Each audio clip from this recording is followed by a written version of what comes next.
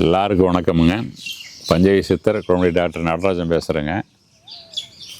நாம் இன்றைக்கி பார்க்க போகிறது அற்புதமான மூலிகை கற்பத்தை பற்றி பார்க்க போகிறோம். இது என்ன பேர் அப்படின்னா ஜீவானந்த சஞ்சீவி கற்ப மருந்து.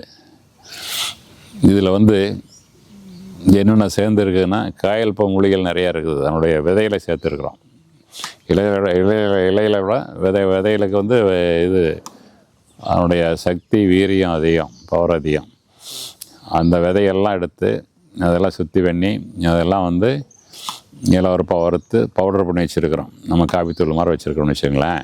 இதை எப்படி பயன்படுத்தலாம் அப்படின்னா, காலையிலேயும் சாயங்காலம் ஒரு டீஸ்பூன் ஒரு ஸ்பூன் வட்டமாக எடுத்து ஒரு டம்ளர் தண்ணியில் போட்டு 3 நிமிஷம் கொதிக்க வைக்கணும். 3 நிமிஷம் கொதிக்க வச்சு வெதுன்னு ஆறுனதுக்கப்புறம் அதை கூட பனங்கள் கண்டு நாட்டு சர்க்கரை இது மாதிரி தேன் ஏதோ ஒன்று கலக்கி காலை மாலை உணவுக்கு 1 மணி நேரம் முன்னாடி சாப்பிடணும்.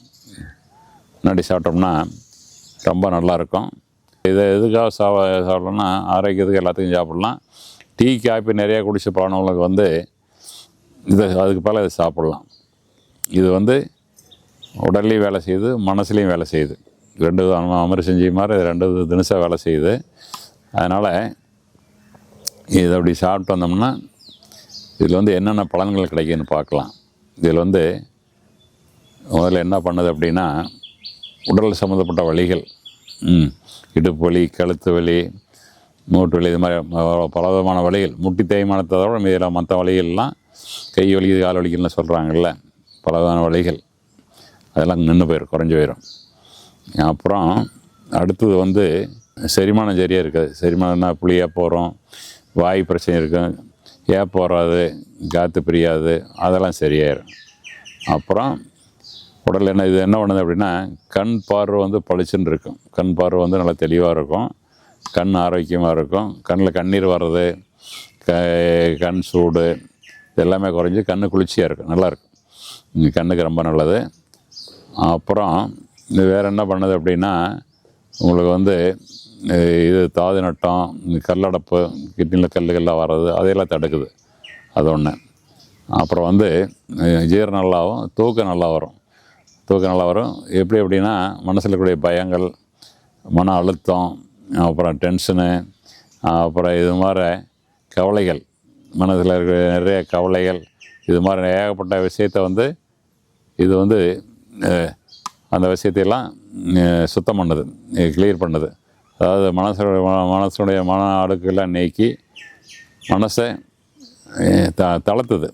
ஆங்கிலத்தை சொல்கிறாங்களே ரிலாக்ஸ் பண்ணதுன்னு சொல்கிறாங்கல்ல, மைண்ட் ரிலாக்ஸ் பண்ண எல்லாம் சரி. அது மாதிரி மனசு நல்லா சுத்தமாக எல்லாம் சந்தோஷமாக இருக்குது, மனசு ஆரோக்கியமாக இருக்கும்.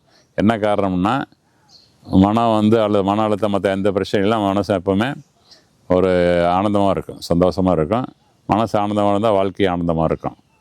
மனசை இது பண்ணுது. அப்புறம் தூக்கம் அருமையாக வரும். தூக்கம் ரொம்ப அற்புதமாக வரும். முகத்தில் பார்த்திங்கன்னா ஒரு பளபளன்னு ஒரு தேஜஸ் இருக்கும், அது நல்லாயிருக்கும். அதனால் இது மாதிரி நம்ம எந்த கெடுதல் இல்லாத முழுக்க நல்லது, உடம்புக்கு எல்லாத்துக்குமே நல்லது. உங்களுக்கு சர்க்கரை இருக்கவங்க, ப்ரெஷர் இருக்கவங்க, அப்புறம் குடலை புண்ணுக்கு நெஞ்சு எரிச்சல் இருக்குது, இப்போ சிலருக்கு இருதய பிரச்சனை, நெஞ்சு வலி வருது, அதெல்லாமே இது குணப்பட சரி பண்ணுது, அதெல்லாம் வராமல் தடுக்குது. அப்புறம் அது மாதிரி இது ஒரே காயல் பகற்பம். இது உடலையும் சுத்தம் பண்ணது, மனசையும் சுத்தம் பண்ணது, வலியெல்லாம் குறைக்குது, எல்லாத்தையும் பண்ணிவிட்டு நம்ம ஆயுசு அதிகப்படுத்துது.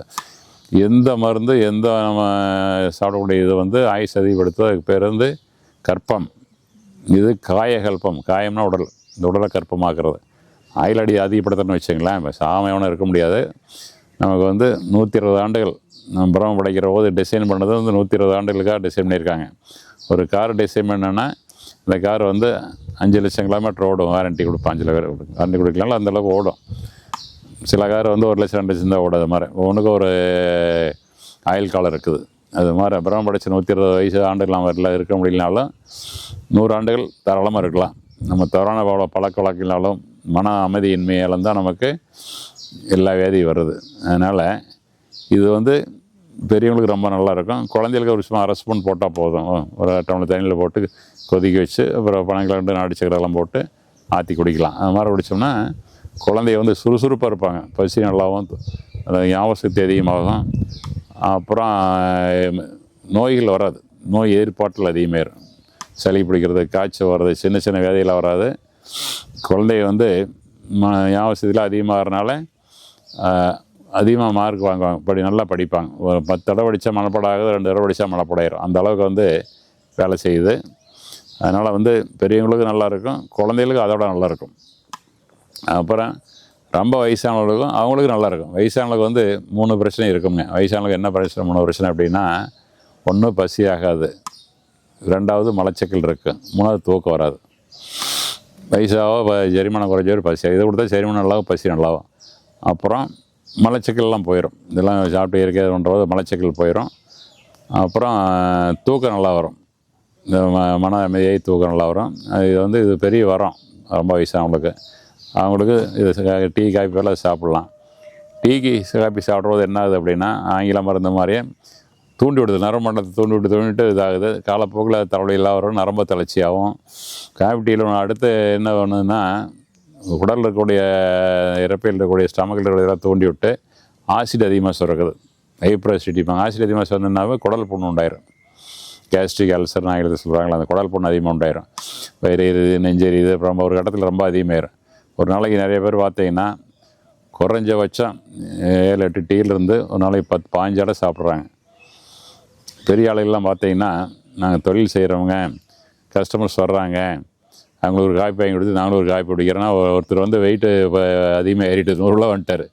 அப்புறம் இப்போ வந்து பேசிகிட்டு இருக்கிற போது கேட்குற போது எப்படி ஏறணும் பார்த்தா, சாப்பாடெலாம் கம்மியாக சாப்பிட்றாரு, வாக்கிங் போடுறாரு. அப்போ எப்படி ஏறணும் பார்த்தா, கணக்கு பார்த்தா ஒரு நாளைக்கு 25-30 டீ ஆயிடுது, டீ காப்பி.